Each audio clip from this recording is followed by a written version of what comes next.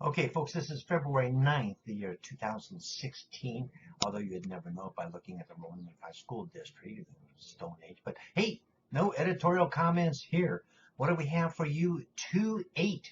That was yesterday, by the way, at the Rowland Heights Community Coordinating Council meeting at the Community Center up there on Pathfinder Park there. Guess what? There was our own very own Rowland Unified School District Superintendent Julie Mitchell up there spewing out some good information, folks. And here we're only too happy to spread the good news and want to keep you informed. You've got to be informed. Now, everything is not coming up roses, because guess what? With them roses, there are thorns. Yes, roses have thorns. So, hey, get in there, look at this, some very good information. Tell your friends and neighbors, get on here and look at it. Look at the other things that we have on the YouTube site here, the YouTube channel, and subscribe to the Rowland Heights Gazette. If you have you better get your pacemaker tuned up if you go to the Rowland Heights Gazette, because we pull no punches. Okay, so hang on there. And tonight at the district office, they're having a special session on, I was told LCAP starts at 4 p.m. Of course, who in the heck can go 4 p.m. on Tuesday night? Huh? Talk about that one. How about 7 o'clock starts the regular board meeting, and take a look at 30 situations that we have within the contract, the building contracts, which of course Harry Peterson and the crew there at the Bond Oversight Committee should be all over that like bears to honey there on cost override situation when they want to add something to the contract. Hey, you know, those things are key signs of fraud. If you don't believe me, go to the grand jury probes of Fresno, Contra Costa, Los Angeles, and Alonzo and find out what fraud is all about. Okay, hey, talk to you later. Bye.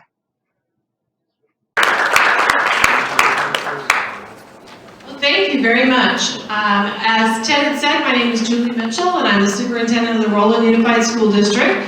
And our district is governed by a board of education. So this evening we have Lynn Ebenkamp, who is one of our board members, who's present in the audience. We also have Angelina Pride, she's our board president. Lynn is our vice president. Carrie Chen, who's often attends your meetings, is our clerk.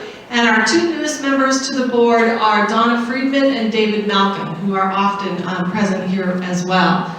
So a little bit about me. I am a native to California, born and raised in San Diego. I attended San Diego State University. I did my post-baccalaureate work towards my master's degree both at the Loyola Marymount University and completed my degree at the University of Laverne.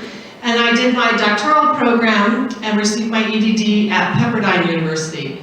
So I have 27 years of experience in education as an educator, not counting my own schooling. And so I started actually as a paraeducator, as a classified employee, and then I became a teacher. And I have taught both in a K-8 school, middle school, and high school. I have been an administrator in a middle school and a high school, both assistant principal and a principal of a middle school. And then I served 7 years as an assistant superintendent, and I was named the superintendent in Rowland I started October 1st of 2014. And I am an instructional leader, so that I really enjoy education and the work that we do. I'm very passionate about students and children and making sure that our future is very bright. I'm married. I have 3 children of my own, and so I have a very full life. And so I have 2 daughters and a son, and so one has already graduated from high school. I have 2 that are still in school. And so all of the things that our parents are dealing with regarding their child's education, trying to figure out homework, I get the same grief at home. So when I'm trying to help my children with homework, they look at me and say, that's not what the teacher said. Or that's not what they told me to do at the school. And I try to tell them I know a little something, but they're my children, and I don't know much in their eyes. So let's do a little bit about numbers in Rowland. And so 19. Any guesses? What does 19 stand for? Number of schools. That's the number of schools that we have in the district. So we have 19 schools, 11 elementary, serving students from transitional kindergarten through grade 6. And then we have 3 K-8 schools, again, transitional kindergarten through 8th grade, 2 intermediate schools, and we have 3 high schools. 14,049. Go ahead, guess. Number of students. That's the number of students we have in the district. That does not count the 3,000 adults that we also serve through our adult and community education program. 2,342. That's the number of employees that we have in the district. And so we have almost 800 certificated employees. So those are employees in our district that require licensure to do the work that they do. And then 745 that are part of our classified bargaining unit, and about 800 employees who are substitute teachers or are substitute classified employees, walk-on coaches, professional experts, etc. 34. What do we think? The number of languages that our students speak. So we have a very diverse community that we serve. Of those 34 different languages that students in our district speak as known to be their home and primary language, 38% are Spanish speaking, 8% are Mandarin, 4% Filipino, 3% Cantonese, and 2% Korean. 3,966. It's the number of students in our district who are still learning English. So we have 3,966 English language learners in our district. This does not include the number of students who are English as their second language, but they are now known to be proficient in English. So they've been redesignated as proficient in English, so that it does not include, there's a significant number of students who, English again is their second language, but they have mastered the English language.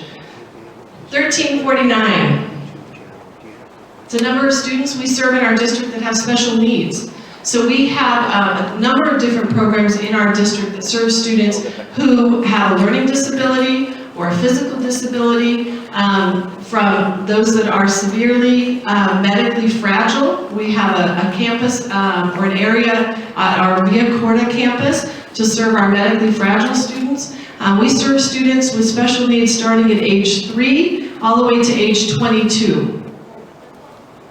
13,778.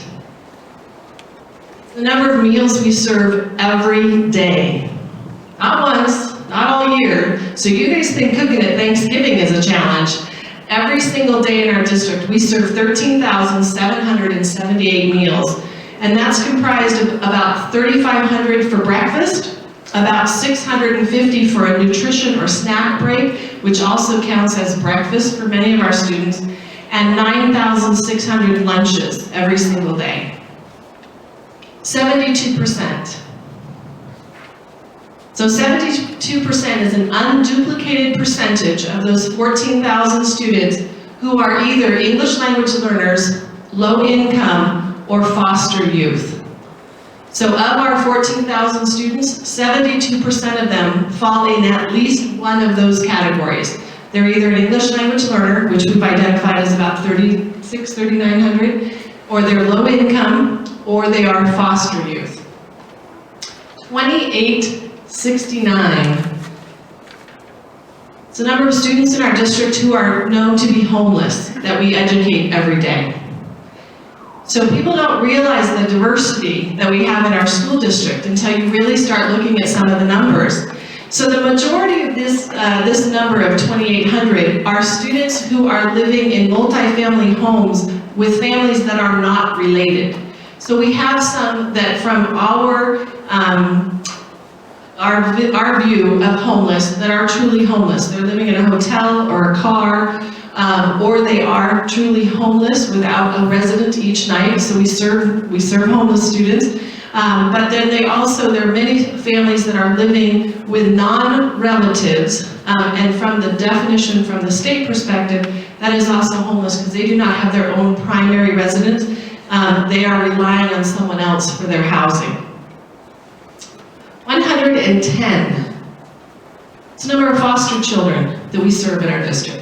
So we have 110 children that have been displaced from their home and that are in the foster system, and we serve and educate them each and every day as well. So is any of that surprising to you? Yeah. It's there are about 24,055 residents, homes, within the boundaries of the Rowland Unified School District.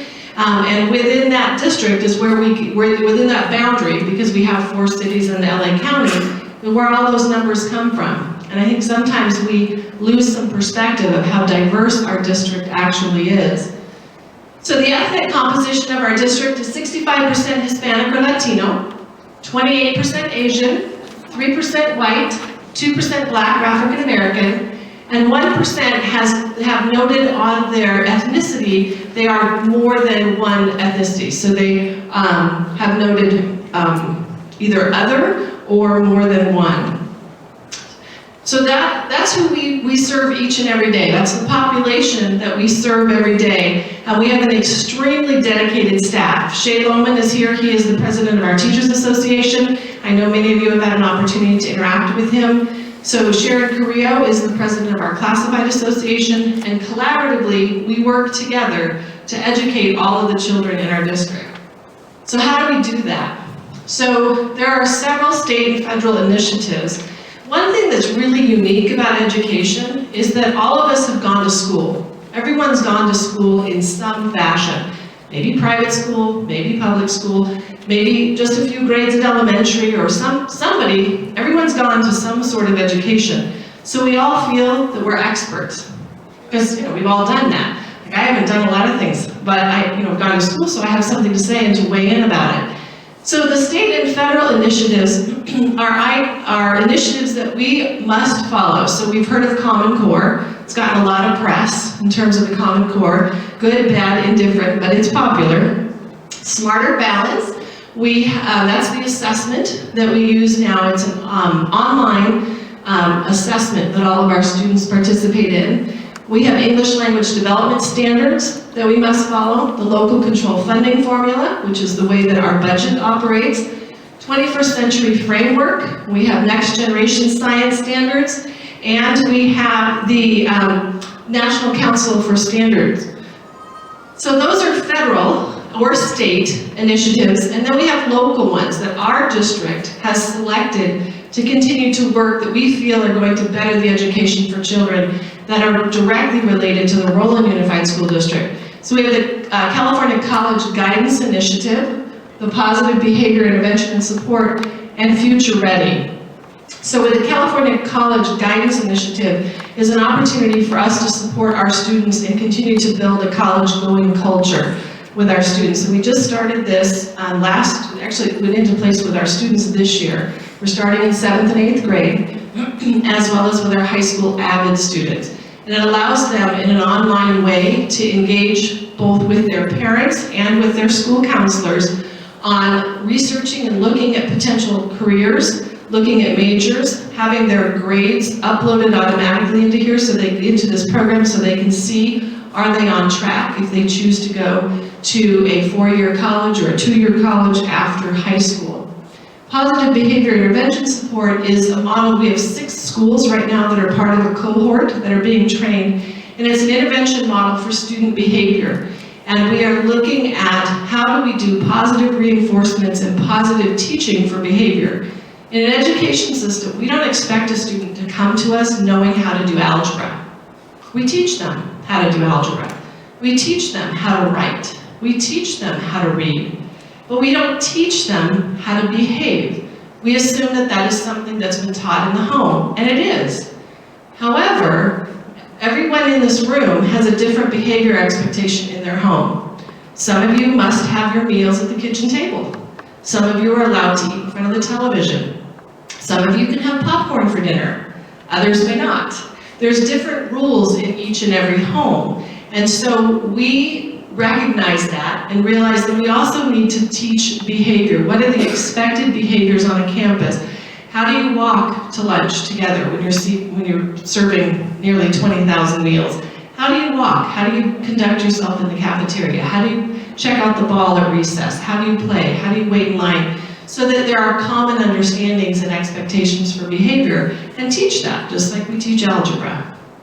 And then future ready is instructional technology, and having our students and our schools prepared to serve our students now in the 21st century with the wave of instructional technology, and also looking at the digital divide and making sure that all of our students, regardless of the background that they come from, have an equal opportunity to succeed in a globally competitive society.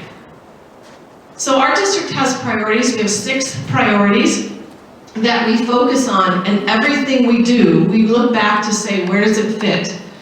Where are we going to put this work? Where does it fit? Because this is what we have decided, and our board has adopted that these are our priorities. And our LCAP, our Local Control Accountability Plan, which is, our LCAP says in words what our budget says in numbers, which means this is what our priorities are. This is what we're going to focus on. And so we have academic achievement for all students, focusing on career and college readiness and 21st century skills, communication and collaboration, fiscal responsibility and our district facilities, student and staff safety and wellness, and leadership. So when we look at academic achievement for all students, when we look at bringing our instruction into alignment with our state standards, making sure that our expectations for our students are high and are rigorous, so that I like to say that our kids need to have a healthy level of struggle. So a student shouldn't be so challenged that they feel they can't be successful, but it also shouldn't be something that's so easy that they're bored. So you need to find that healthy level of struggle, and that's what we aim towards for all of our students. And again, serving a very diverse population. We also, within this area of academic achievement for all, also look at supporting our English language learners. How do we support our English language learners in an instructional setting? And also putting systems and structures for academic intervention, so that we have challenging courses with rigor, and also then supporting students who have needs where English is not their first language, or they need to be retaught or have interventions. So one of the initiatives, the federal initiatives that has been adopted by the state of California is the Common Core, and that's been all over the place in terms of news and conversation about Common Core. And so what is it? What is this thing we call Common Core? And so Common Core it details out what students should be able to do and what they should know in the areas of math and language arts. It also seeks to establish consistent educational standards across the states. And there are 42 states in the District of Columbia who adopted the standards. In California, Common Core state standards, Tom Torlakson, who is our Superintendent of Public Education for the state, has said that he refers to them now as the California standards. And I think some of that is trying to separate for some of the noise that has been related to just associating with the Common Core. So what does Common Core mean in the Rowland Unified School District? What does it look like? If you were to walk into any of our classrooms, what would it look like? And so what we're doing is we're building knowledge, and the shifts that you see in English language arts is we're building knowledge through content-rich nonfiction and informational text. Our students still read nonfiction, they still read fiction, they still read the classics, they still have, so some people have said, well, no one's going to read the classics anymore, they're not going to be able to read fiction or the things that really interest students and catch them as readers. They still have that, and we still teach all of that, but it also is a focus on nonfiction and informational text. We look at reading and writing that's grounded in evidence from the text. So when a student will come up and say, well, I think this is the answer, I think this is what the story is saying, the response usually is, how do you know that? Show me, tell me. And they go back to the text and they're able to point out evidence from the text rather than it's just what I think that it is. But where's the evidence that's there? And then regular practice with complex text and academic vocabulary so that students can understand the content knowledge that they are being exposed to because we're building their academic vocabulary. In math, there's a conceptual understanding that we're seeking with students that we see math beyond a set of procedures. And so we're moving beyond simple rote memorization of math facts, but understanding how did you arrive at that answer. We're looking at procedural skills. So developing flexibility and fluency to know when and how to use math skills. So when can math be applied? And so sometimes in an elementary classroom, quadratic equation, like what's the point of that? So I had to break into how that might help her sometime in her future. And I got an eye roll for that one. But when we look at, so the other part, then our second priority is looking at college and career readiness and 21st century skills. And so we are preparing our students to have a choice. My goal, my purpose as the superintendent, and my conversation with all of our staff and all of our parents and all of our students is we will be successful when a student walks across the stage, accepts their diploma, and they have a choice. They can choose to go to a 4-year university, they can choose to go to a 2-year university, they can choose to go to a trade school, they can choose to go directly into the workforce, or they can choose to stay home. But the choice will be theirs. We will not have limited it as an education system. We will have provided them every opportunity to be successful through the interventions and the support and the rigorous curriculum. So college and career, as well as 21st century skills, consists of critical thinking, creativity, collaboration, and communication. Our classrooms look very, very different now than they looked when we were all in school. And so when we're looking at the changes in the classroom, they're reading more nonfiction, they're writing a tremendous amount more. We expect that students are writing every single day. They're using evidence that's gathered from a text to support their thinking. We're asking them why, constantly. So it's turning on the 2-year-olds. Remember when the 2-year-olds were always asking why? Why? Well, now we can play that one back for them to explain their thinking to us. We're building their academic vocabulary. Teachers are attending to student thinking, not just the answer. It's not, the most important thing is not always getting the right answer. It's how did you arrive at that answer? How did you come up with that? What was your thinking? So in the past, if we had an hour of math class, for example, we might spend 15 minutes teaching the lesson and 45 minutes with students practicing the problems. Now we spend 45 minutes teaching the lesson and the thinking and the theory behind it, having them talk to their neighbors, and 15 minutes solving the problem. So students are having to explain their thinking and that application to learning to real-world problem solving.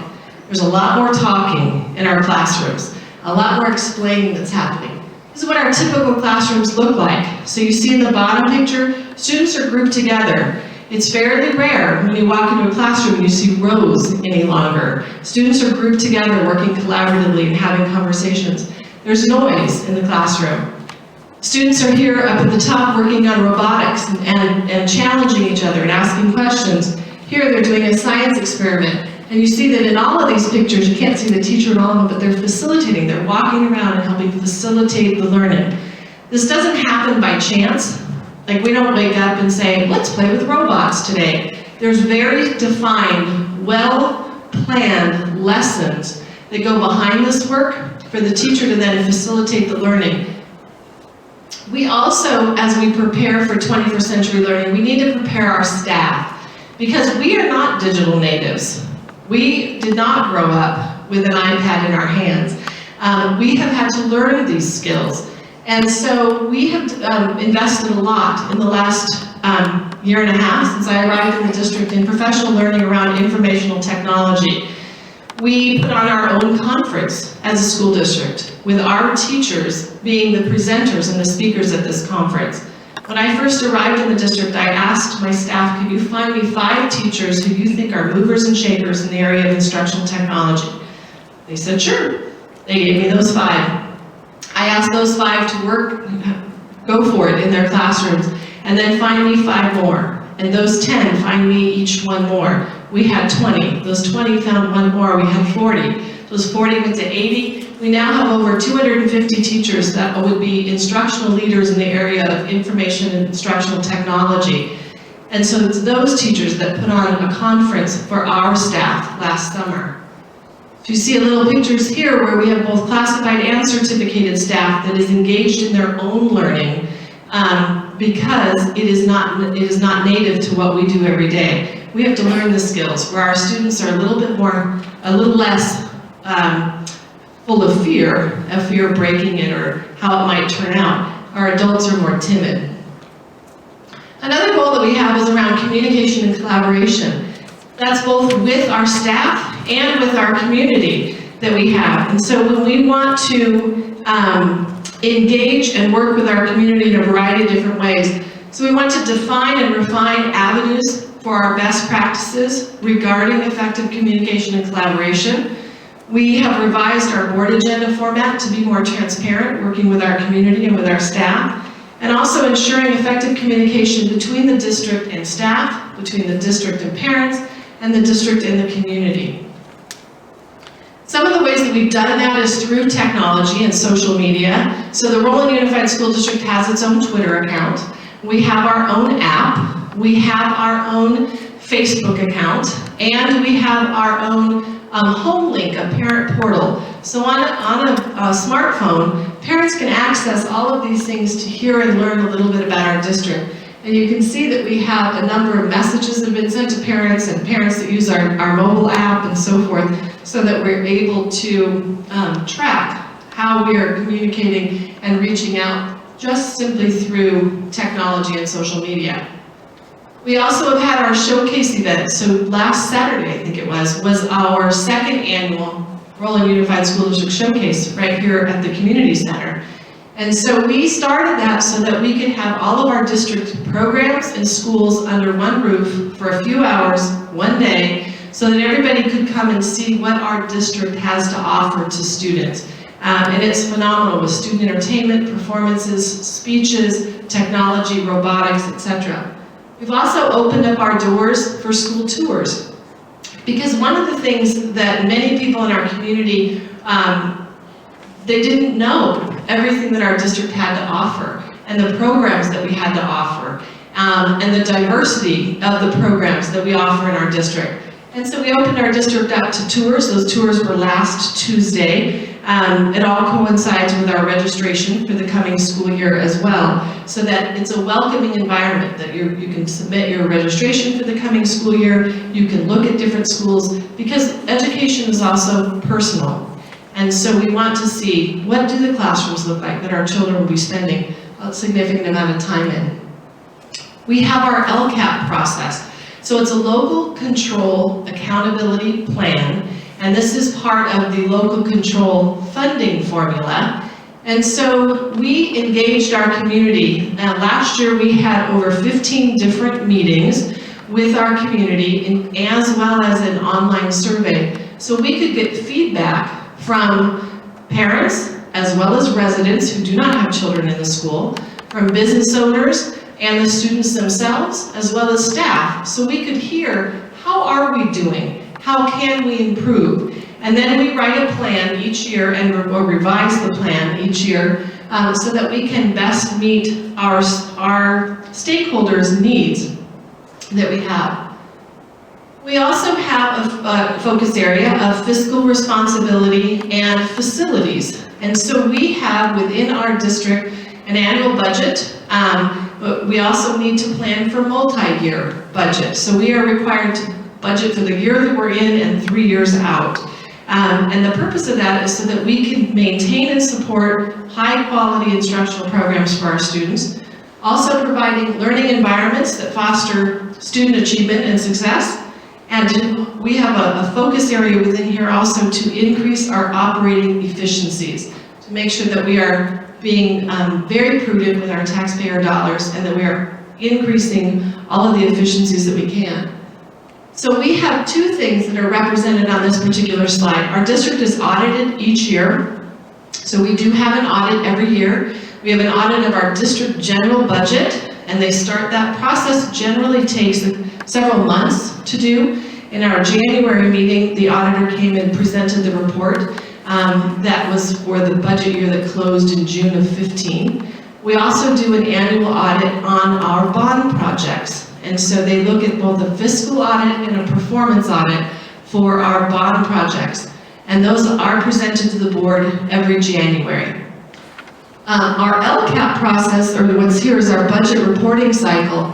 The budget is a living document. It's something that is constantly being reviewed and looked at in the district, and we present it to our Board of Education 3 times. We present it when it's adopted at the very end of June for July, for starting that year. We present it in December for our first interim report. We present it again in March for a second interim report.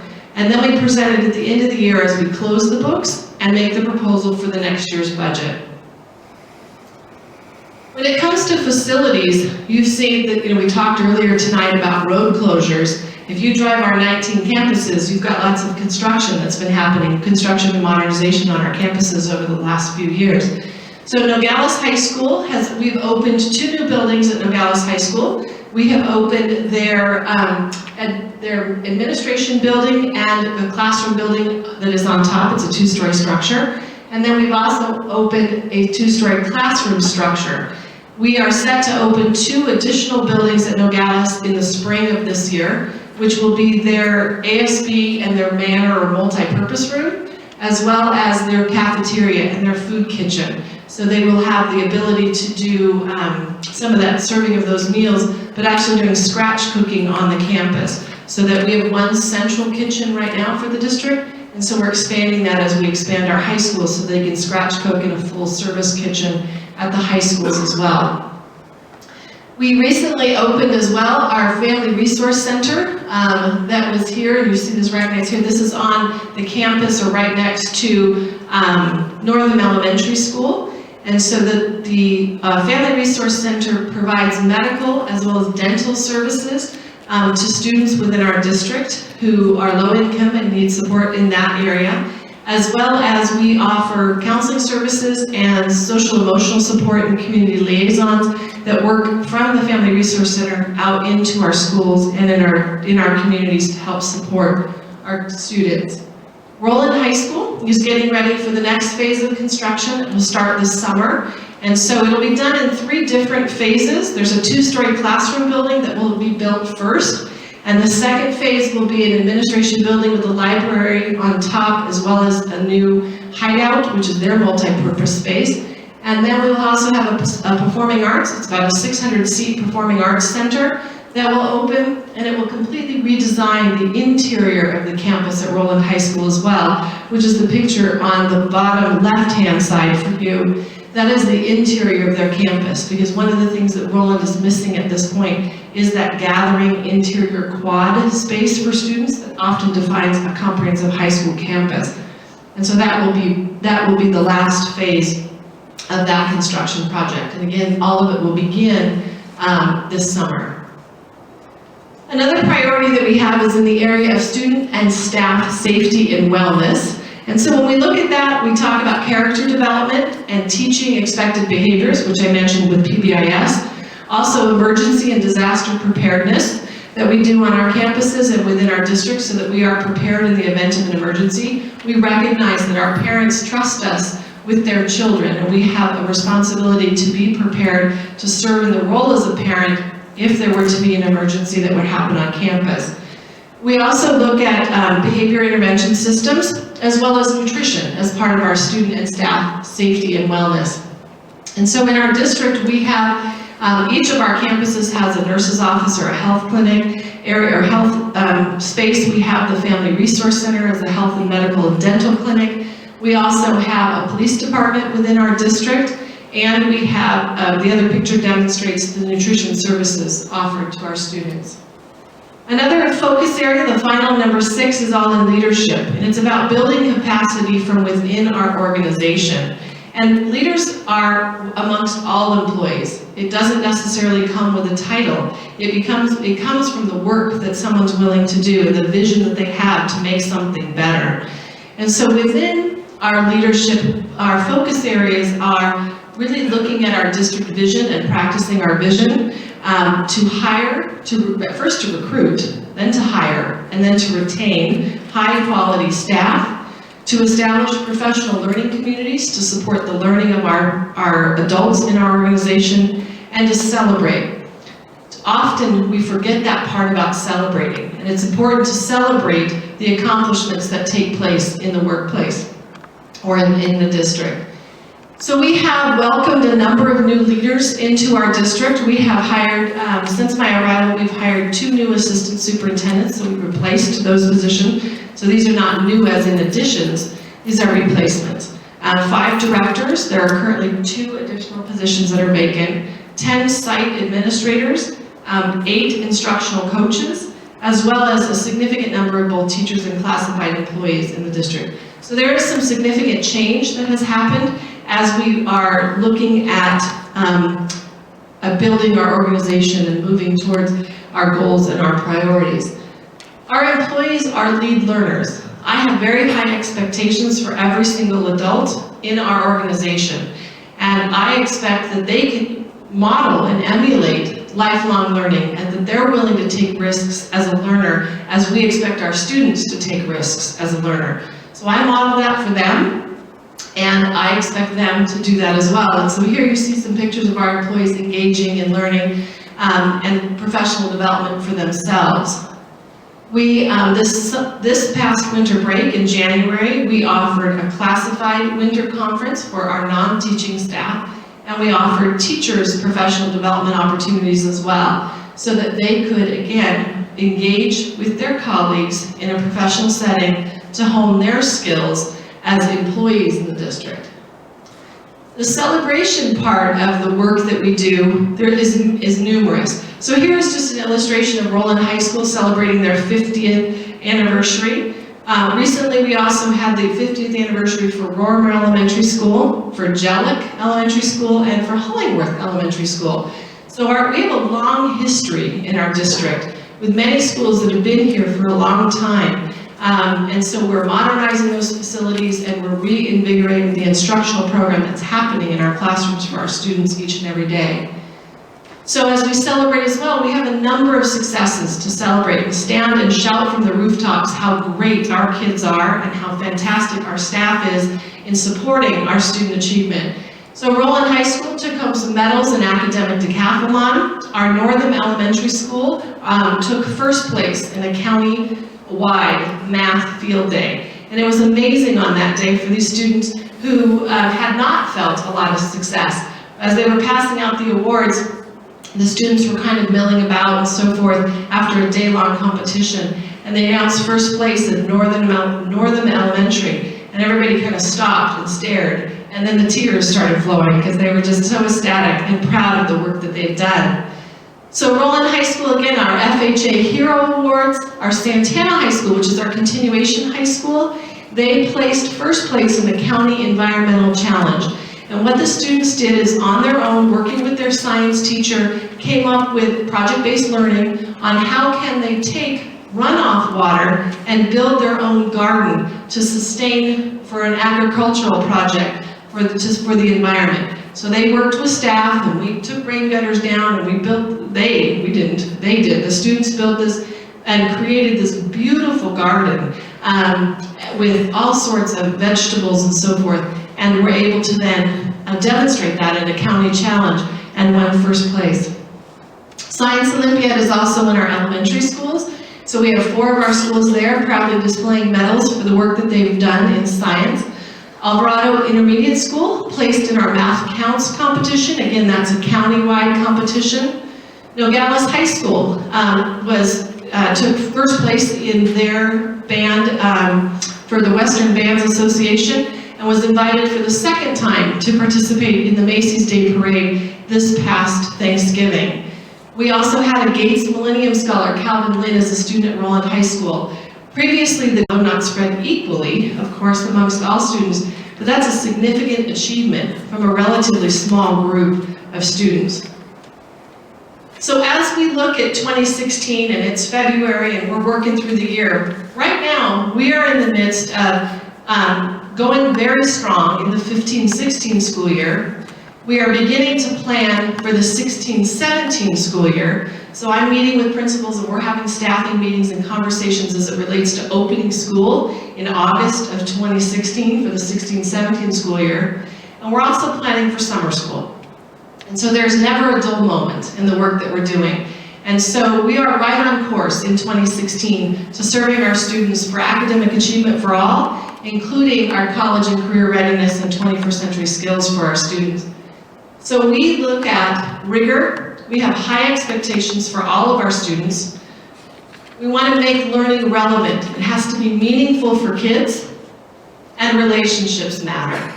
It is about connecting with students. It's not about coming and sitting quietly, you know, like you're boarding an airplane. Sit straight, button your seatbelt, tray tables up, listen to me, I'm in charge.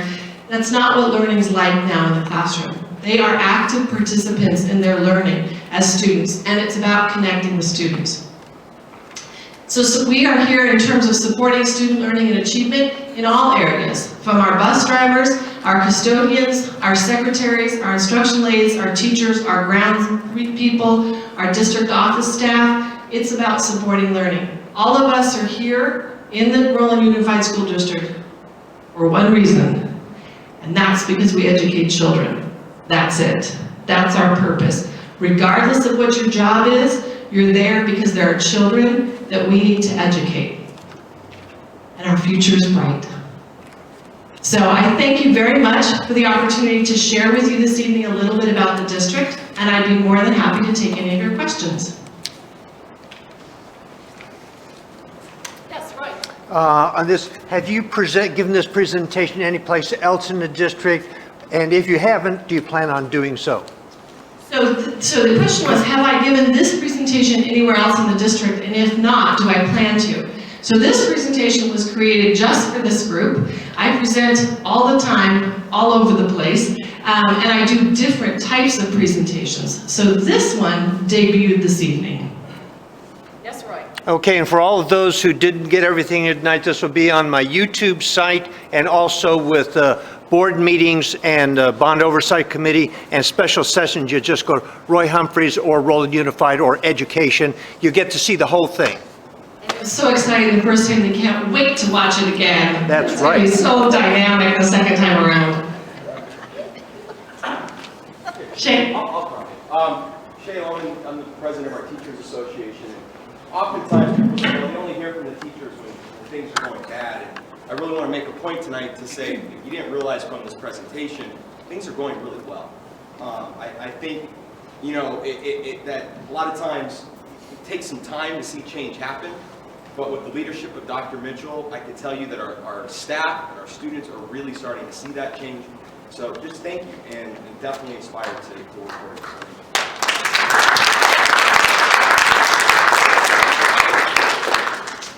Anyone else?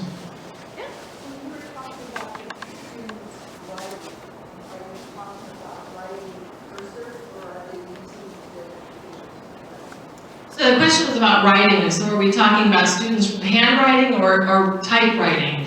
And so it's both. It's a little bit of both. For us, writing is the writing and thinking process. We still teach penmanship. They still write with pencils. Cursive is actually something that's significantly debated on whether or not that's something that is a continued necessary skill any longer.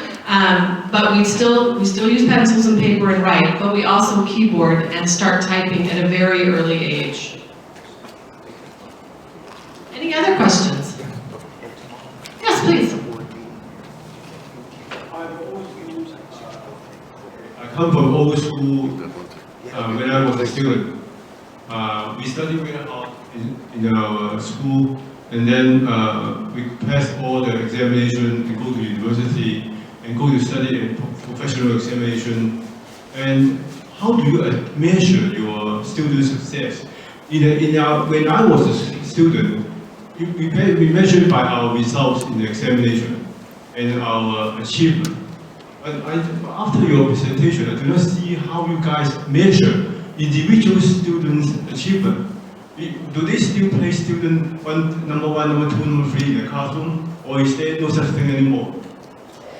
So that's a great question. So we do a lot of assessments for our students. We do formative assessments and summative assessments. So we do some assessments that are done on a daily basis with students to just check for understanding in terms of how is the class gaining the concepts. But we also do examinations that you're talking about that are for the state. So students in grades 3 through 8 take an exam at the end of the year. That's from the Smarter Balance, as well as in grade 11. And so we're able to look at data to compare against, for looking at our student performance, looking at a school's performance, comparing it to state, and now also is being nationally compared as well. So we have a combination of all of that. But learning in many ways is also very personal. And we recognize that when I have a classroom of 20 to 30 to 35 students, not everyone walks in the door at the same place, and not everyone's going to walk out of the door at the same place. But every student should grow during the time that they're in that classroom. So how do we evaluate that? And we do it in a variety of different ways, from individualized conversation and assessment, as well as standardized tests. Anything else? All right, well, thank you again. Go away yet. We have some door prizes. Oh. You should all receive the ticket when you checked in. If you would reach in there and grab 3 tickets.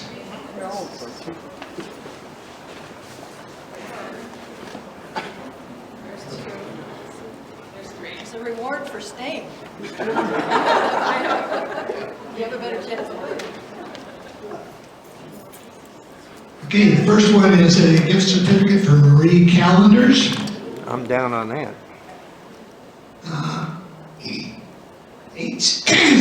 1-87267. Hey, You owe me. We're going to lunch. What's the prize? Oh, sure, that's it. now let me see the ticket. All right. The next one is 1-87279. Right here.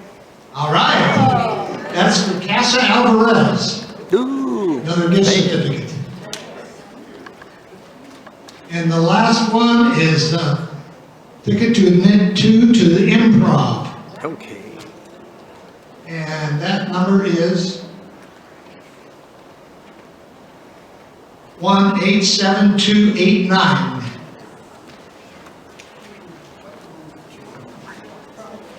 One 87289.